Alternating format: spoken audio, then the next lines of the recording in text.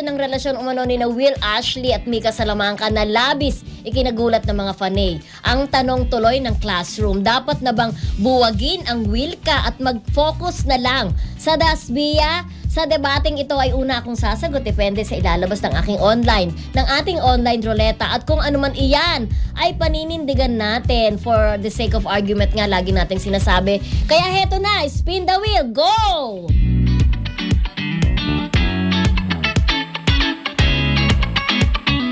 So, dapat kay Rodel to eh.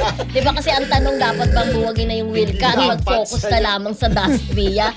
Naku mga Dasbia ha, for the sake of argument lang ito, nanonood sila sa atin. So hindi dapat kasi may following pa ang Wilka. At saka itong nakaraang movie kasi nila, tatlo sila, Wilka at saka Dasbia. So dapat, although nagkasama na sila sa isang serye noon kasama si Joshua Garcia, dapat pa rin patunayan ng Wilka kung gaano sila kalakas. So naniniwala ako na wag mo nang buwagin.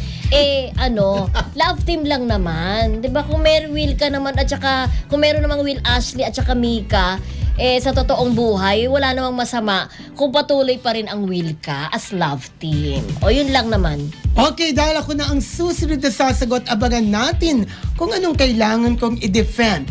Go, Roleta!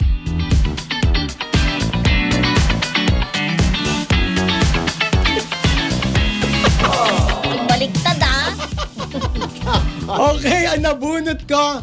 Siguro, alam mo, it's about Pero time. maka-Will Ashley ka, di ba? Oo, maka-Will Ashley ako. Pero it's about time. Pero it's about time na buwagin na kasi nalilito na ang mga tao di ba? Oo naman. Kung Dasbia na lang at wala nang Will ka pa, no? Yun lang.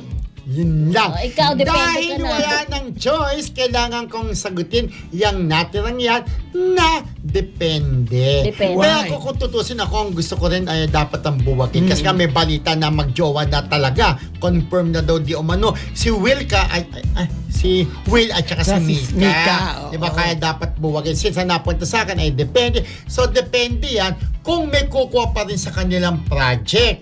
Kung kukunin pa rin ang Wilka, so ituloy-tuloy nila yan. Pero siguro kung wala nang kukuha, buwagin na. Depende kung may kukuha pa rin project. Kung may kukuha, tatanggapin pa rin nila dapat na dalawa ang Wilka kasi sayang din naman yon, di ba? Yun. At kung wala pa naman pag-amin sa kanila, o kaya kay Will, na jowa niya na si Mika Salamanca. Milka.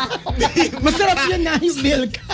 Milky Kung yun. dahil Ay, hindi Milky. pa jowa si Mika Salamanca, ituloy ang love team ng Wilka dahil alam naman natin ang lakas-lakas ng love team niya. Sayang naman. Kaya if I were si Will, wag kang umamin kung kayo na talaga ni Mika.